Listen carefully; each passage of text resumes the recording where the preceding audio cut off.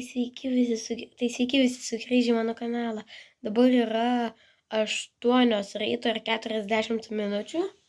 Ir aš iš pačios ankstyvės ryto atėjau tikrinti savo vorų. Žodžiu, turiu tokių naujienų.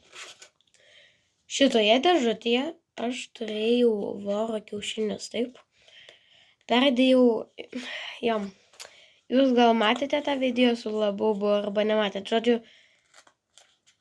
aš nusipirkau labubų mažą. Tiesiog, patikrinti, ar ten sąmonė ar nesąmonė. Man tai nelabai iš tiesų patiko, tai žodžiu, dabar ten yra kiaušiniai.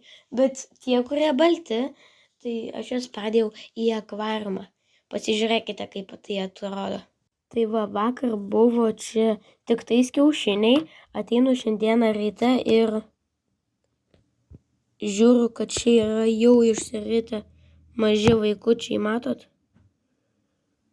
Va, vaikučiai. Tai aš esu tiesiog šokė. Labai ačiū tie, kurie mane prenumeruoja, tie, kurie spaudžia laikus, nes iš tiesų. Va, žiūrėkite. Vat. Kuo daugiau laikų, kuo daugiau subscribe'ų, lygų.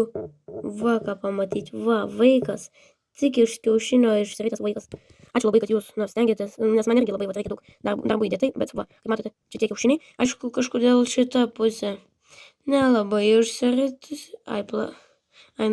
Nelabai išsiritusi, bet čia jau įeina į tą ribą. Tai iš viso čia keistas kiaušinis.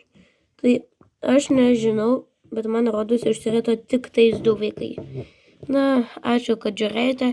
Tai po kol kas tik tiek ir iki kito karto.